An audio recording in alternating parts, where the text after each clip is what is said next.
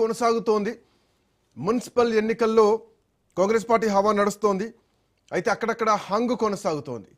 So ఇప్పటికే independents ఎవరైతే గెలిచారో వాళ్ళను క్యాంపుకు తరలించే ఏర్పాట్లు కూడా నడుస్తున్నాయి. అక్కడక్కడ ఉద్రిక్త వాతావరణం కూడా కనిపిస్తోంది.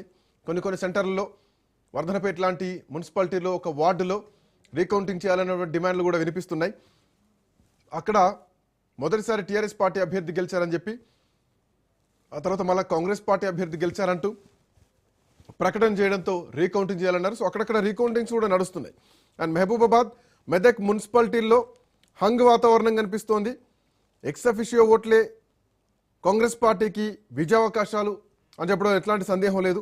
బోధన్ కానీ, వేములవాడ కానీ, గద్వాల కానీ, అలియాబాద్లో కూడా హంగ్ కనిపిస్తోంది. ఆసిఫాబాద్, జమ్మికుంటతో పాటు జిన్నారం, ఆలంపూర్, ఇస్నాపూర్, అమరచింత, జనగామల్లో హంగు వాతావరణం కనిపిస్తోంది. తొర్రూరు టీఆర్ఎస్ పార్టీ మున్సిపాలిటీని టీఆర్ఎస్ పార్టీ గెలుచుకుంది. సో బోధన్, అలియాబాద్ హంగు కనిపిస్తోంది. రైట్. మరోవైపు కరీంనగర్లో బీజేపీ దూకుడు కనిపిస్తోంది. కరీంనగర్ కార్పొరేషన్ మున్సిపల్ కార్పొరేషన్ సాధించే దిశగా బీజేపీ అడుగులైతే కనిపిస్తోంది. అటు కరీంనగర్, రామగుండం, నిజామాబాద్, మహబూబ్ నగర్, మంచిర్యాల, కొత్తగూడెం, నల్లగొండ కార్పొరేషన్లలో మొత్తం అంటే ఆల్మోస్ట్ కాంగ్రెస్ పార్టీయే మున్సిపల్ కార్పొరేషన్ గెలిచే దిశగా ఉంటే భారతీయ జనతా పార్టీ మాత్రం దూకుడు కనిపిస్తోంది. భారతీయ జనతా పార్టీ దూకుడైతే కనిపిస్తోంది. ఒకసారి మెదక్ వెళ్దాం. మెదక్ నుంచి మా కరెస్పాండెంట్ రాజు అందుబాటులో ఉన్నారు. రాజు, గుడ్ ఆఫ్టర్నూన్. కొంత ఉద్రిక్త వాతావరణం కనిపిస్తుంది గజ్వేల్లో.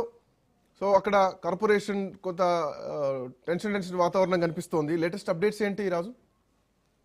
సిద్దిపేట సంబంధించి అటు కేసీఆర్ ప్రాతినిధ్యం వహిస్తున్నటువంటి ఆ ప్రాంతం కాబట్టి కాంగ్రెస్ కూడా చాలా ప్రతిష్టాత్మకంగా తీసుకుంది. ఖచ్చితంగా 11 రోజుల పాటు మంత్రులు, తర్వాత ఇతరత్ర పెద్ద లీడర్లు వచ్చి అక్కడ ప్రచారం చేయడం జరిగింది. అదే క్రమంలో ఖచ్చితంగా ఎట్టి పరిస్థితుల్లో కాంగ్రెస్ కూడా ఆ పీఠాన్ని కైవసం చేసుకోవాలని చెప్పి చాలా సీరియస్ గా భావించినప్పటికీ కాంగ్రెస్ పార్టీకి సంబంధించి ఇప్పటికీ అక్కడ 5 స్థానాలు గెలుచుకుంది. తర్వాత బీఆర్ఎస్ పార్టీ 8 స్థానాలు గెలుచుకుంది. బీఆర్ఎస్ పార్టీ కొంచెం ముందంజలో ఉంది. ఎట్టి పరిస్థితుల్లో బీఆర్ఎస్ పార్టీ కూడా గెలుపు దిశగా పయనిస్తుంది. అక్కడ కొంత కాంగ్రెస్ పార్టీ ఏదైతే ముంపువాదులు ఉన్నారో వాళ్ళ దగ్గర ఖచ్చితంగా మేము ఈసారి బిల్లుని ఇస్తామని చెప్పి వాళ్ళు చెప్పి ప్రచారంలో దూసుకుపోయినప్పటికీ బీఆర్ఎస్ పార్టీకి అక్కడ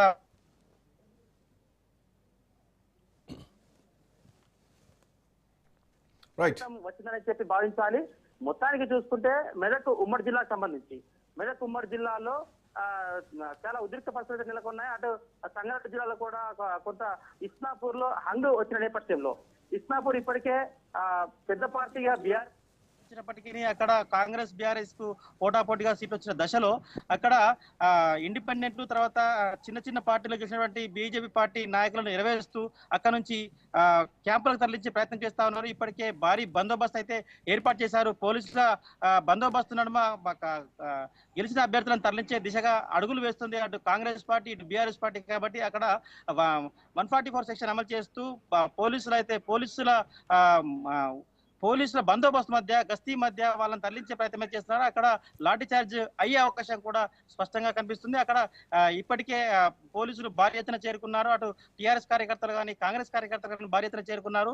ఇప్పటికీ మనకు వచ్చినటువంటి అప్డేట్స్ ప్రకారము మెజారిటీ స్థానాలు అటు కాంగ్రెస్, బీఆర్ఎస్ చెరో 5 మున్సిపాలిటీ అయితే కైవసం చేసుకుంది. ముఖ్యంగా మనం సంగారెడ్డి జిల్లాకు సంబంధించి సంగారెడ్డి జిల్లాలో సంగారెడ్డి, సదాశివపేట, తర్వాత నారాయణ్ ఖేడ్, ఆందోల్ ఇవి 4 కాంగ్రెస్ కైవసం చేసుకోగా కోహిర్ లో అయితే హంగ్ వచ్చింది. అదేవిధంగా ఇంద్రేశం, జిన్నారం, తర్వాత గుమ్మడిదల, గడ్డపోతారం, జహీరాబాద్ కూడా బీఆర్ఎస్ పార్టీ ఎక్కువ స్థానాలు గెలిచినప్పటికీ అక్కడ కూడా హంగ్ ఉంది.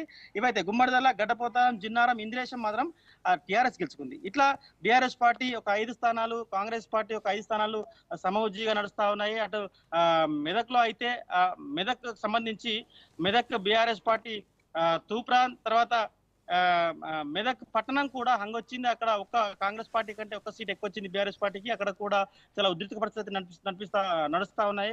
కాంగ్రెస్ బీఆర్ఎస్ మధ్య పోటాపోటీ రాజకీయం అయితే కొనసాగుతుంది.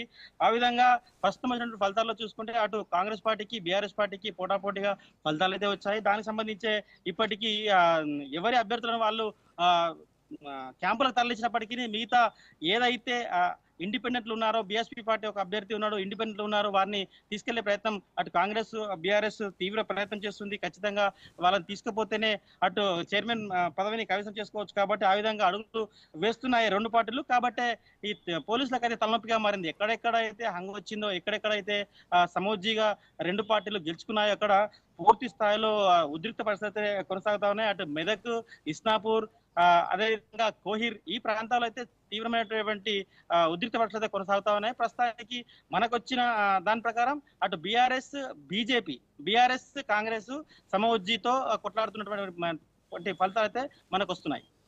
Thank you Raju, thanks for updates. So మొత్తం 116 మున్సిపాలిటీలకు గాను 58 మున్సిపాలిటీలకు సంబంధించినటువంటి విన్నింగ్ డిక్లరేషన్